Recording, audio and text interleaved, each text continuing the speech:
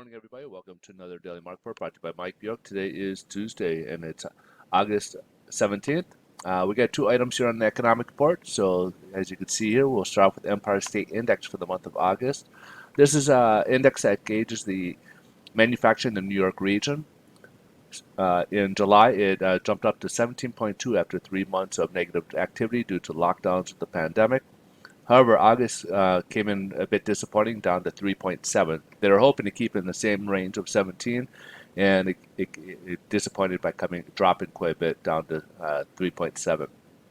Now, on the other hand, we got the NHB Home Builders Index for the month of August. In July, it was at 72, and it jumped all the way up to 78. So they're seeing some really good numbers here on home builders for new homes, especially. Well, and reason being is that a lot of people that were seeing that migration going from people leaving the cities and moving into more suburbans and rural areas. And where you see new homes are primarily in the suburban areas. So they're seeing a big uptick in people trying to look at the virtual tours to people trying to come out and see these properties. And this is obviously very good news for new home sales. So we'll probably see a nice spike into those in these numbers here in the coming months here as well. So let's jump over to the headline news. Stocks are a bit mixed today. Dow's alone index in the red. They're kind of looking at coronavirus numbers, of course, which are right now have been kind of stabilized a little bit. We got, stocks are kind of looking at, the recovery period. If we're going to be able, obviously they are now they're basically now come down to the conclusion they don't feel we're going to have that sharp recovery like that V shape that they had hoped earlier on. They don't feel that we could really continue with a recovery, or at least get out of into a recovery if we don't have some type of package from Congress in terms of the stimulus package to help the people who are unemployed. We are facing, they're saying, approximately 30 to 40 million people with evictions. That would create obviously a large mess in the market as well.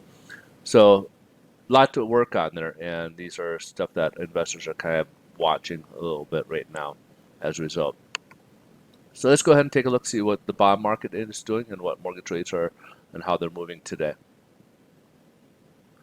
As you can see here, it's up 17 basis points. We left here on Friday, and right now we are upwards. This is kind of where we're sitting. We did touch off the 25-day moving average, and so we're a little bit better pricing today. So 17 basis points will translate to a better pricing today compared to where we left off on Friday. Friday, as you see, we pretty much were Thursday and Friday were pretty much the same there, even though we started the day higher. But we are kind of going a little bit higher, which is helping us in terms of trying to get back above that 25-day moving average and hopefully get back to these levels again and see better pricing again. Let's see what's going on with treasuries. Treasuries are down a bit. We're down to about just barely above 0.67 at 0.672. We're down this new, which was a floor, and now it will become a ceiling. Now we bust below it. As you can see, for about 2 days we were above it, and right now we're approaching the 100-day moving average right here. So we'll kind of wait and see if what translates if this continues to drop into the range to help us up. Now, one of the things that's out there right now that's kind of competing with mortgage-backed securities and mortgage rates are the larger volume of other bonds like corporate bonds, and that's competing. And they usually will have a little bit more risky, but they will have higher margins, and sometimes that's competing for the investment dollars for mortgage-backed securities. So based on that, that may be something that might keep mortgage rates where they're at, or a lot of people think, oh, rates going to keep lowering, going down, but it's not always the case. There's a lot of variables out there that are affecting it currently, like we had last week with the FHFA putting that tax on conventional refinances.